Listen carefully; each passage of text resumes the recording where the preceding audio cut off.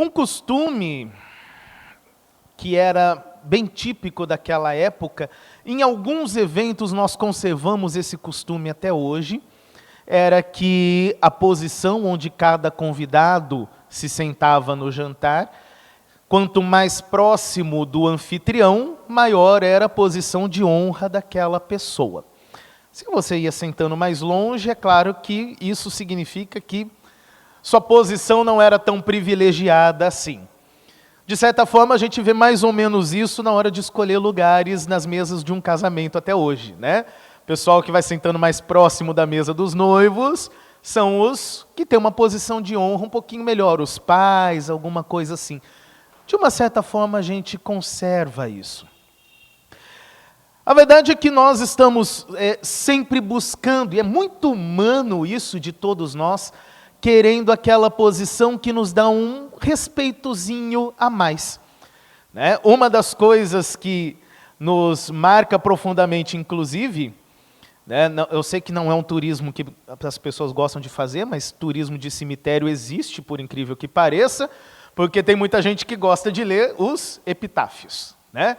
Epitáfio, já disse um homem com um nome complicado que eu não vou pronunciar aqui agora, é a última vaidade do sujeito. Porque ali você deixa aquela frase de efeito que vai marcar o que foi a sua existência. Já que agora as pessoas vão começar a esquecer de mim, eu preciso de uma honra, eu preciso de algo que fique marcado ali. Né? E assim a gente vai em todas as posições da vida, a gente quer aquela posição que nos dá uma honra a mais, nos dá um respeito a mais. Isso é humano. Todos nós temos isso dentro de nós. Né? Às vezes essa importância, varia, né, de cultura para cultura, algumas delas essa importância é baseada na idade também, né? Não é muito o caso da cultura brasileira, mas os orientais têm muito disso. Né? Quanto mais idosa a pessoa, mais digna de honra ela é. Então o ancião é o suprassumo da honra em muitas culturas. E assim nós vamos buscando, cada um na sua forma, né? A posição no trabalho também determina muito o quanto cada um vai ser honrado, infelizmente. Né? E nós criamos esses sistemas onde a gente vai criar uma escalinha de quem merece mais honra, de quem merece menos honra. Todo mundo tem essa necessidade de se sentir honrado em algum grau. É uma necessidade criada pelas exigências do nosso sistema que é muito humano. Nós, como seres humanos contaminados pela vaidade, desde lá da queda de Adão e Eva, nós criamos essa escalinha de honra. Umas pessoas mais dignas, outras pessoas menos dignas, e não importa qual organização social que a gente tenha ao longo da história, todas elas criam essa escalinha de uns são mais dignos de honra do que outros. Desde o pecado, isso acontece. O meu objetivo acaba sendo sentar no lugar de honra e eu vou dedicar a minha vida a esse objetivo, independente de qual seja. Talvez seja na posição do trabalho, talvez seja em outras questões, mas eu sempre vou buscar algum jeito de fazer isso. Tudo que eu fizer de escolha na minha vida é baseado para que eu tenha essa posição de conforto, para que as pessoas tenham um certo respeito ao falar de mim, ao falar do meu nome.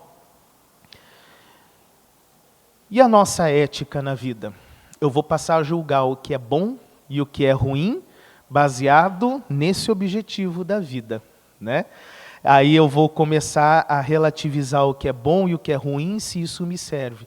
Se aquilo está trazendo honra a mim, honra para o meu nome, eu vou dizer que aquilo é bom.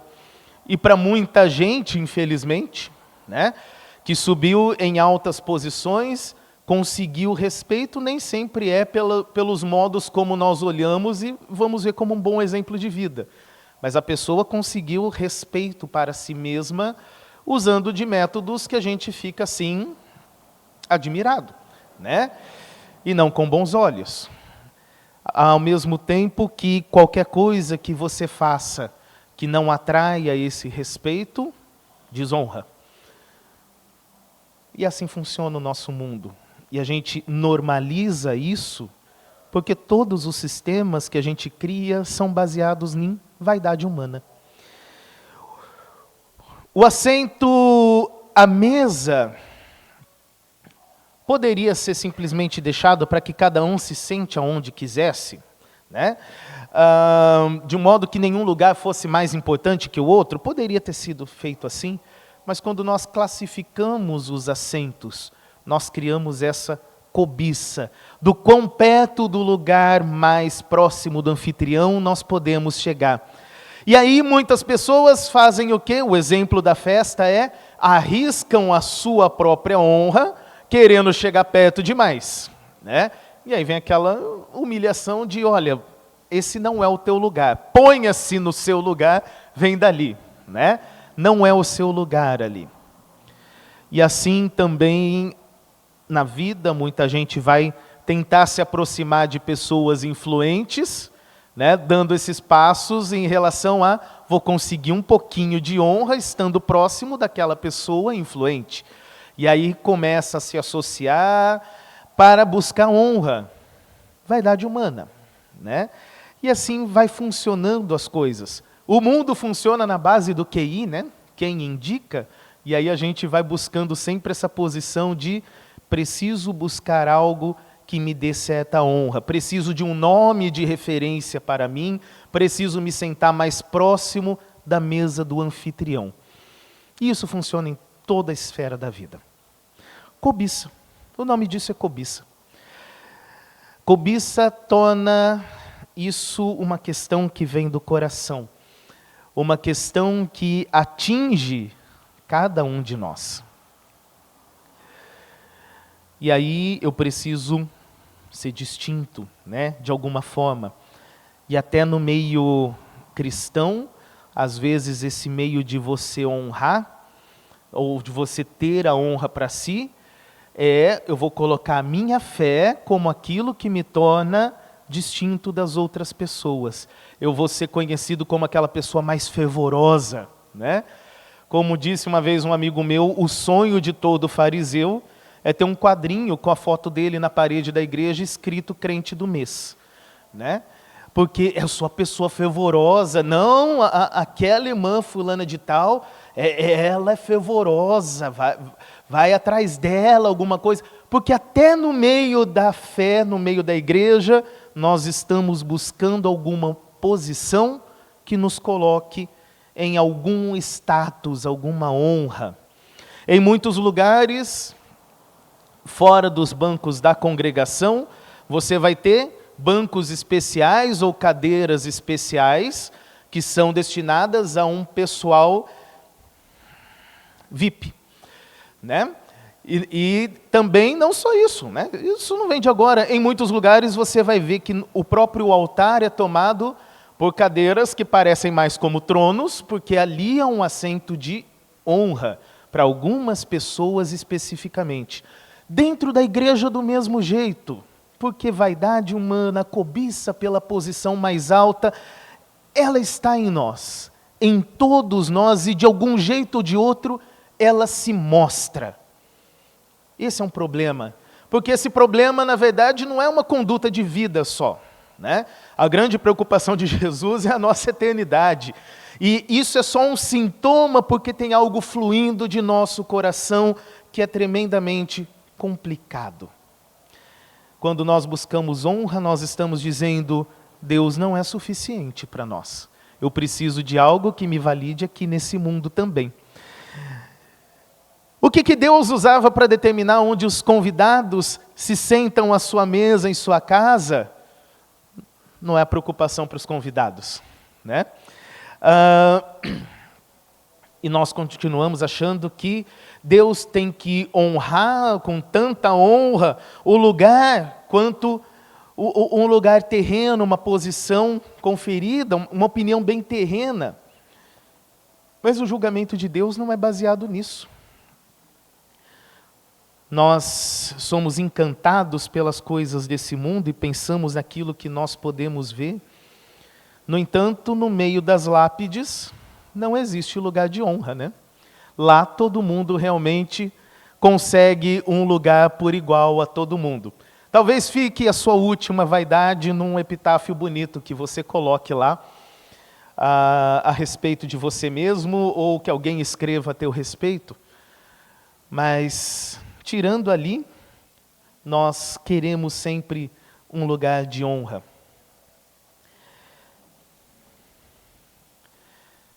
Um epitáfio, basicamente, é aquela cobiça última que nós dizemos assim, sabe, quando eu morrer, eu vou me agarrar naquele fato de um dia já ter tido aquela posição honrosa.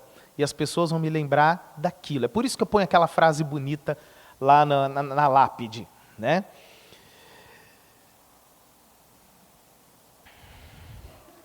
Assim eu não quero me deixar se a minha memória varrida, né, pelo tempo.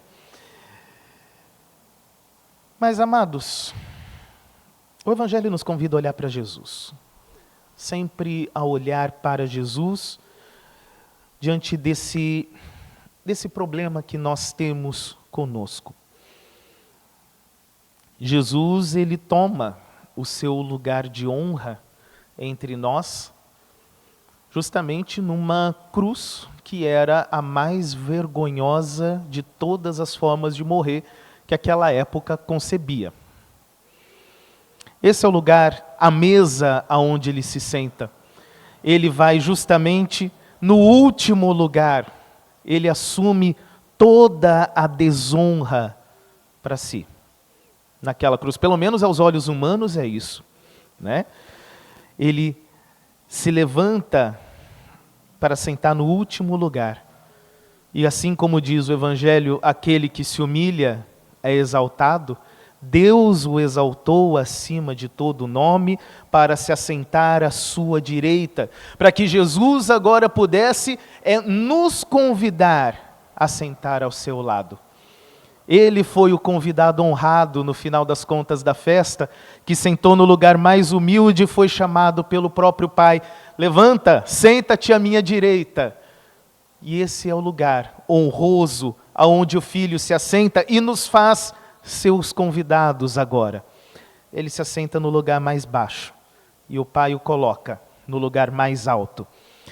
Essa é a honra que foi dada a Jesus, uma honra dada por Deus ali naquela cruz.